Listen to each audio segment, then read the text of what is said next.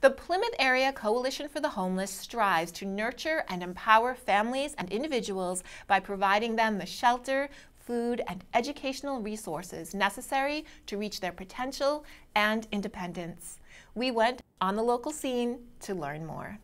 So in 1985, a group of concerned citizens in the town of Plymouth, greater Plymouth actually, became aware of an excessive number of families and individuals that were living in the state forest, as well as in their cars throughout town.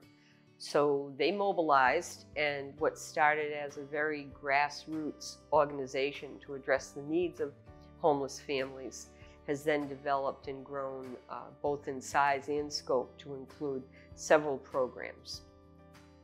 You know, simply put, the mission is really to provide shelter and basic needs support, including food, to individuals and families throughout the greater Plymouth area. We cover 22 communities. We like to believe that our programs all are centered around providing social justice and always delivered with a great deal of compassion. And that's what we work toward, and we hope that we do effectively. There are many reasons why people find them in this situation, that they need emergency assistance shelter, changing economic conditions, and all of a sudden, abruptly, you find yourself in need of housing.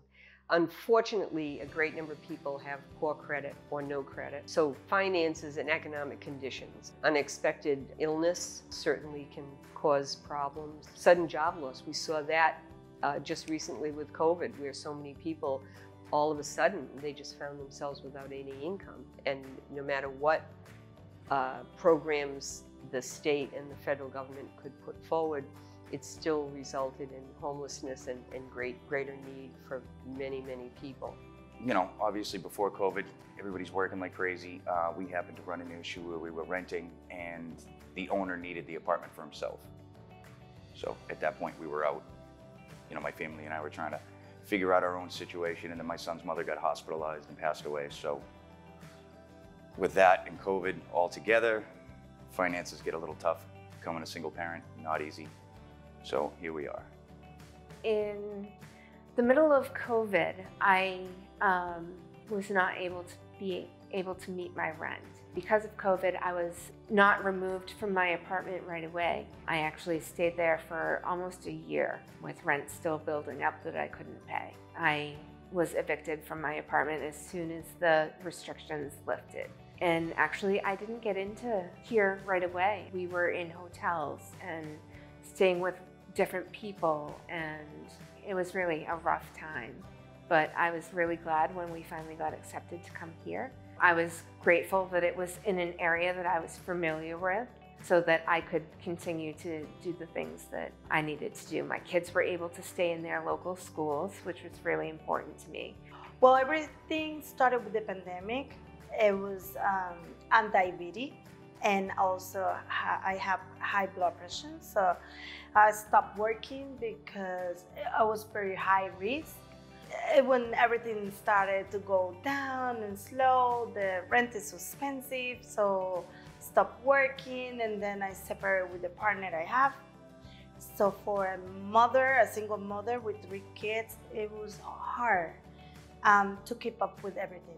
The rent is way too expensive and impossible, and then I become to live with my son and families, sometimes stay here and friends, and so I decided, well, it's time for me to get something real, not being here and there. And I hear about a lot about the shelters, and it was really scary at the beginning.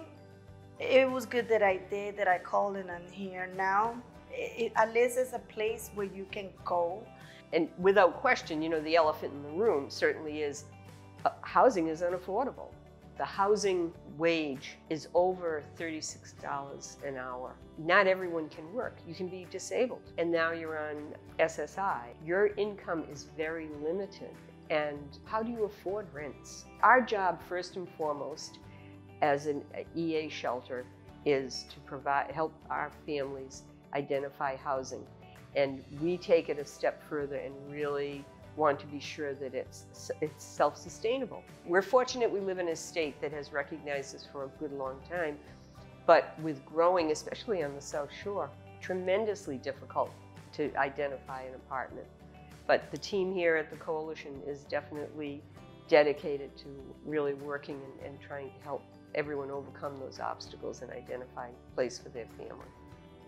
The case manager that was here at the time found a program that was a pilot program that they were just starting, and me and my family were accepted into the program, which got us a voucher really quickly. And I was just so grateful that this came across, and I applied right away. I made sure that I turned in every follow-up thing, but then the searching of the apartment was really difficult. Or if I went to a showing, it would be, oh, well, your application one of, 50, or I'd go to a showing and it would be, you're the 20th person we've had here for the showing today. And that really, it made it very difficult because there were so many people that could apply for these apartments. Now, I was looking at private apartments, but everywhere I went, there were so many people that wanted these apartments. A lot of them were even willing to pay more than the asking. And yeah, it made it really difficult to find a place. I've looked for a long time. The EA shelter program is definitely a wonderful opportunity for families that find themselves homeless. That said, it is a program, and we talk about that all the time. There are expectations and responsibilities. The head of the household is responsible to make sure that their assigned chore is taken care of on a daily basis. There are curfews. You're sharing, it's congregate living. So you have rights and responsibilities, but we also want you to respect the rights and responsibilities of everyone else that's here. Yes, it's a program, but it's a program designed to help these people, these individuals, move forward and really be out and take care of their families themselves, and that's what they want. That's really what they want. Overall, it hasn't been bad at all. They give you more access to services. Obviously, it's a safe place for my kid, low hassle, and again, anything we need, all we have to do is ask. It makes moving forward a little easier. My biggest concern right now is housing near my son's school. He has autism. He's been in a special ed program since kindergarten. He's 11 now, he's in 6th grade. And with all the, trauma he's gone through and all the crazy stuff in our lives, the biggest thing is keeping him in that educational circle for his own mental stability. So they're trying to help me find apartments and rental assistance and everything up in that direction to keep him in the most stable environment we can. So that's the biggest thing and anything I need, like I said, they helped us apply for public housing assistance, weekly searches. We meet once a week and go through all the housing stuff, which is, again, my biggest issue. So in addition to providing emergency assistance shelter for homeless families, the Coalition also runs the FAIR program, which is a family and individual resource program, providing clothing, household, and furniture to families and individuals that need those resources. Certainly our food pantry, the Coalition Food Pantry, is a tremendous resource to those people in our community that need support. We also are very proud to operate the Children's Holiday Fund.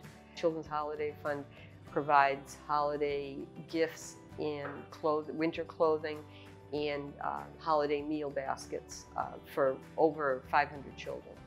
The Coalition offered me, the food pantry and Christmas help and, things like that I wasn't going to be able to do for my children. I really still care about a lot of the residential staff here.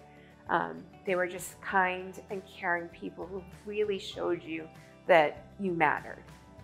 And that was so important, because when you come into a shelter, your self-esteem can be pretty low at that point. And just for somebody to acknowledge you and say, I see you, I hear you, you're a person.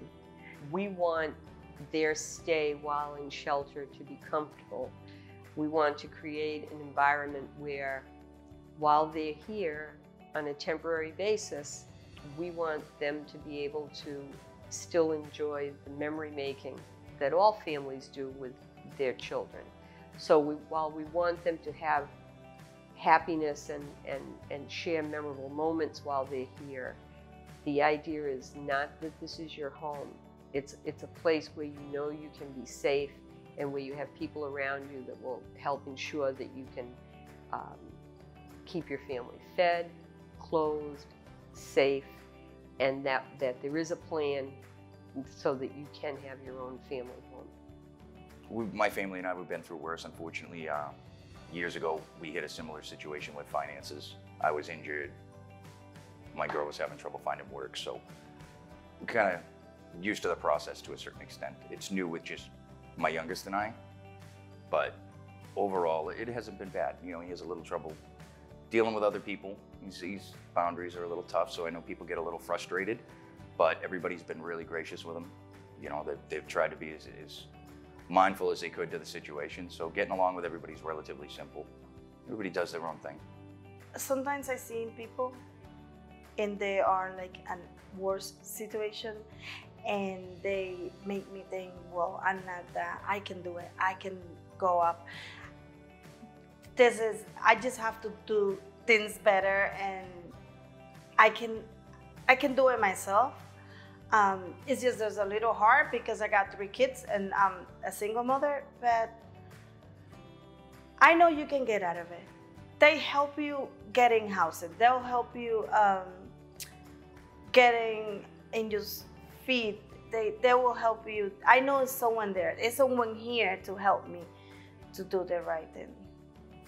Well, the biggest thing is I want to be somewhere stable for my son and I don't want to depend on everybody else, you know, rooming with family members, doing this, doing that.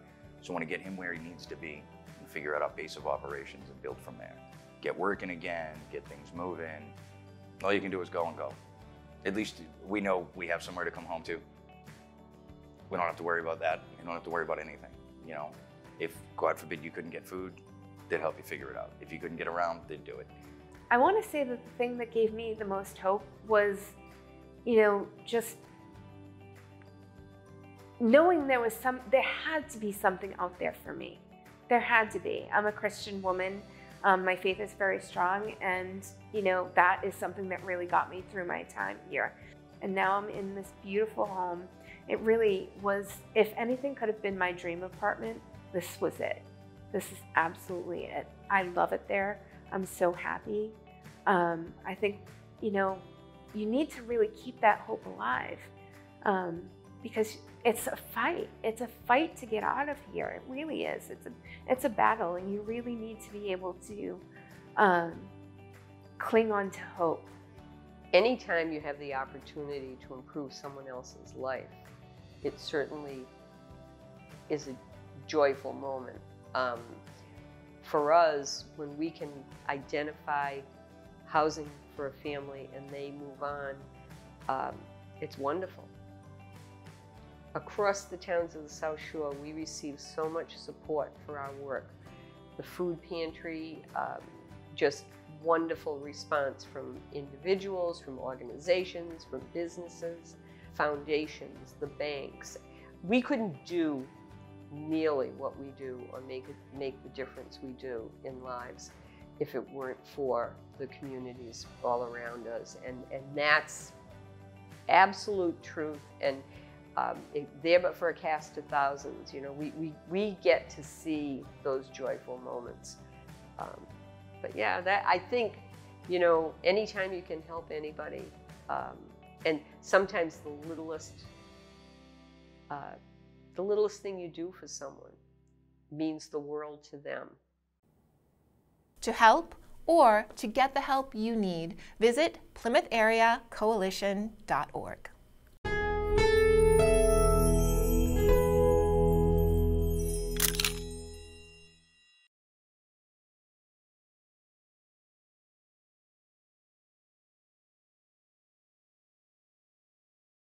Thank you for watching. If you enjoyed this video, please hit the like and subscribe button before you go. We'll see you next time.